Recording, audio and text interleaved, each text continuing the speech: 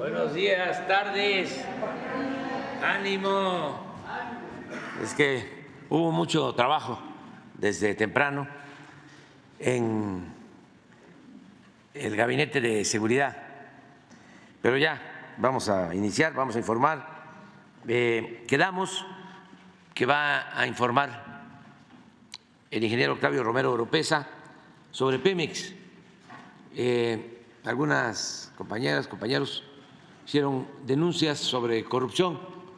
Quedamos que iba a estar con nosotros el director de Pemex y además pues aclarar también cómo vamos en Pemex.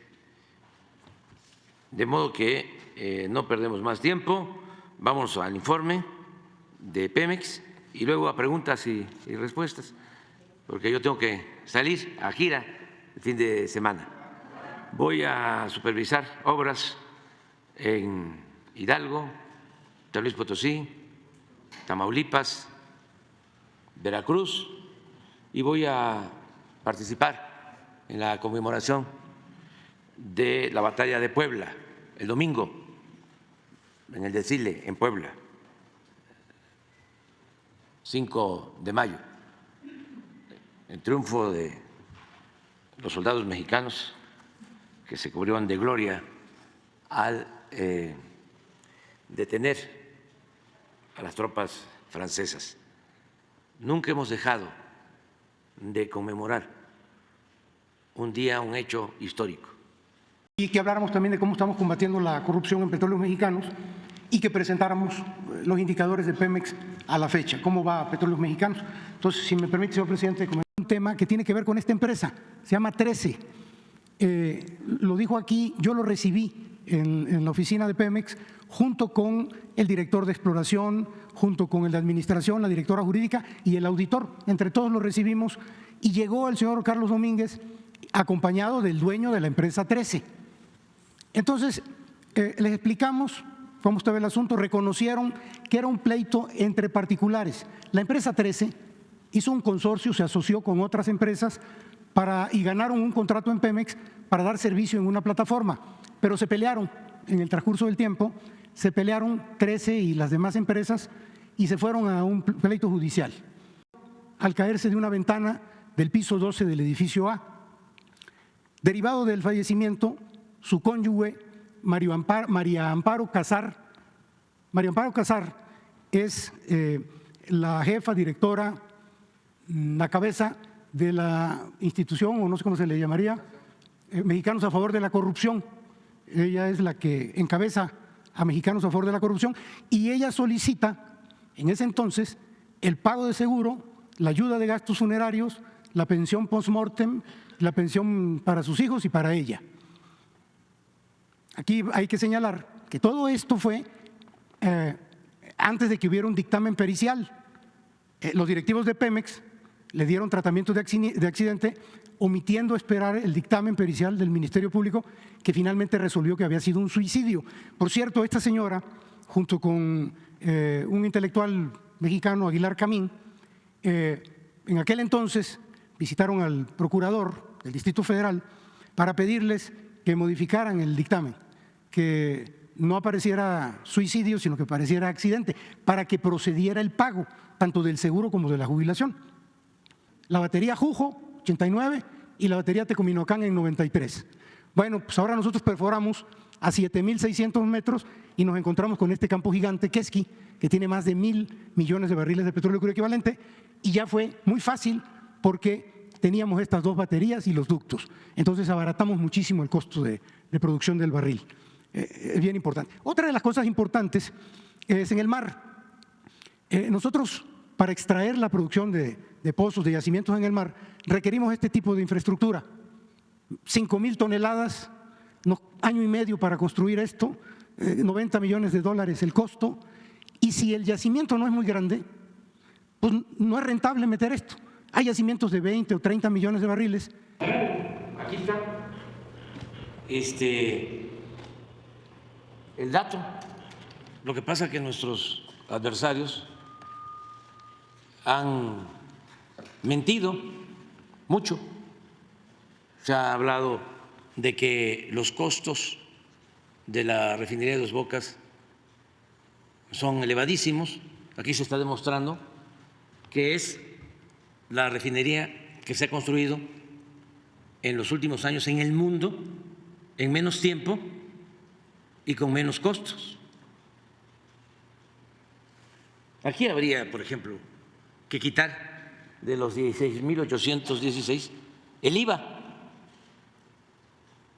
y estaríamos hablando como de 13, 14 mil millones de dólares, pero aún así deberíamos de sentirnos los mexicanos orgullosos. El Reforma debería de estar destacando de que no se había construido en México una refinería desde hace más de 40 años. Sí, sí, directos, y los daba Calderón, los asignaba. En el tiempo de Calderón, es que yo quisiera ser más diplomático, más sutil, menos directo, pero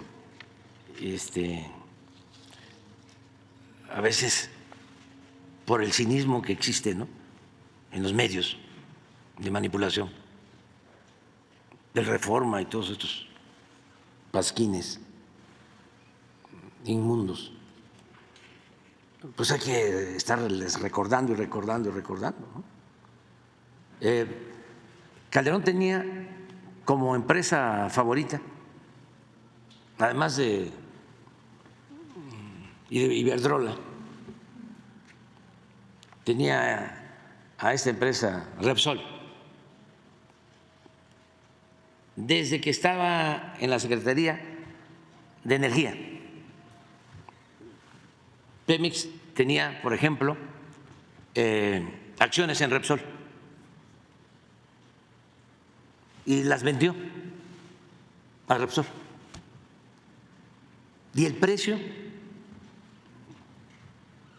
fue menor de lo que valían las acciones en el mercado. Luego, ese contrato de Burgos, porque Pemex se dedicaba a la extracción de gas. Entonces ellos, en ese contrato que hicieron en las oficinas de Repsol, no en Pemex, sostuvieron que con Repsol iban a extraer más gas. Y por eso le entregaron ese contrato jugosísimo a Repsol. Diésel, del gas doméstico, que es lo que hemos logrado, y estamos seguros que así va a continuar. Pero ya se llevó a cabo toda una transformación en Pemex. La primera, acabar con la corrupción. No dudo que todavía hay que seguir limpiando, porque fueron muchos años de saqueo. Era robar, robar y robar.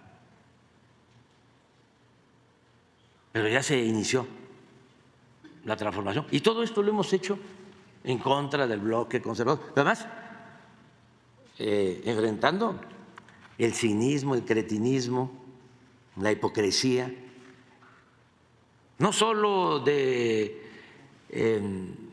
empresarios que en sentido estricto no lo son, porque hay muy buenos empresarios en México. La mayoría de estas personas que se dedicaban a saquear eran traficantes de influencia.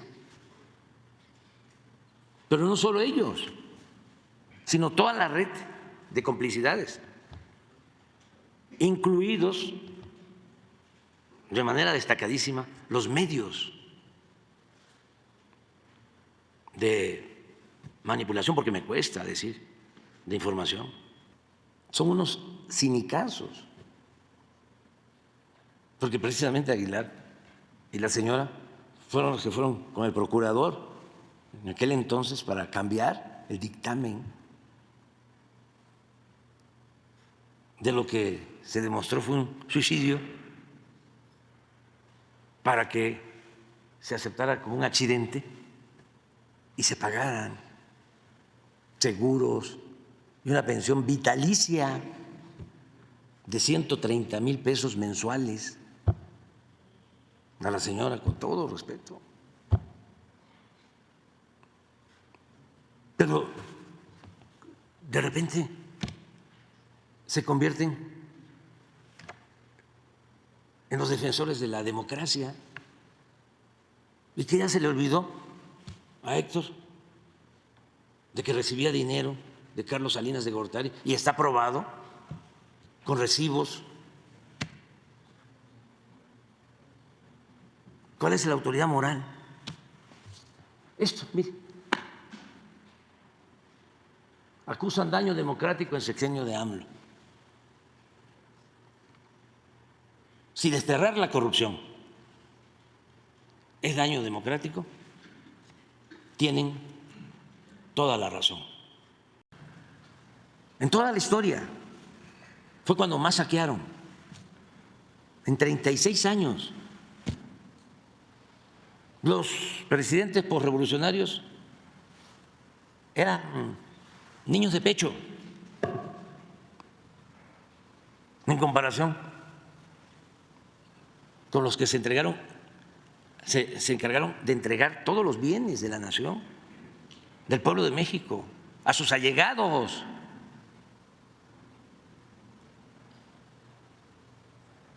Entonces sí, vale la pena. O sea, todo esto de Repsol, esto que hablábamos de oceanografía, cuando hablaba de Chicontepec, ahí participaban empresas extranjeras famosísimas, porque hacían acuerdos arriba. ¿Ustedes creen que la compra de la planta de fertilizante en Coatzacoalcos, la decisión se tomó abajo? Fue arriba.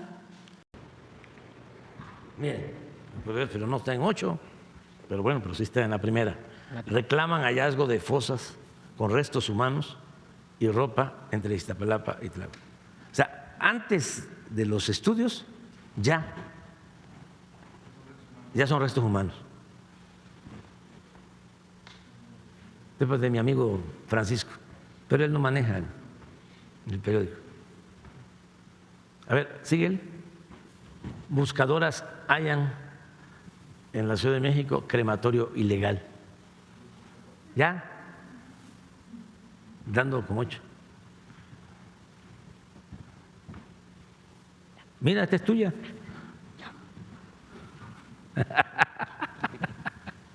Crimen establece impuesto por litro de gasolina a gasolineros. Apatzingán, Michoacán. Pura nota roja. Un comentario y una pregunta. El comentario es que el viernes pasado presenté mi libro, Los que preguntan al presidente, más de 30 entrevistas a los colegas aquí, y fue inaudito que todavía la gente cree que las conferencias son organizadas, que las preguntas y los temas son acordados. Entonces, a estas alturas del sexenio sí es para tomarse en cuenta. Y mi pregunta, si me permite, el 6 de marzo pasado, la Cámara de Diputados aprobó una reforma a la Ley Orgánica del Ejército y la Fuerza Aérea Mexicana, mediante la cual la Sedena puede ser dirigida por una mujer.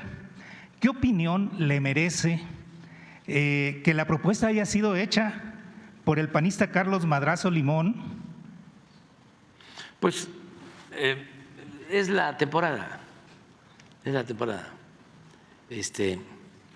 Por cierto, es mejor consumir las frutas de temporada porque son más baratas, están más frescas. Y la fruta es pura vitamina. Entonces, la recomendación es eso. Hay que saber cuándo es la temporada. Ahora es mango, está por terminar. Cuando empiezan las lluvias ya no hay mamey, nosotros le llamamos allá en zapote. pero es importante la temporada, además porque se ahorra, cuesta menos, siempre. Y es que cuesta trabajo, ¿no?, que se entienda que somos distintos.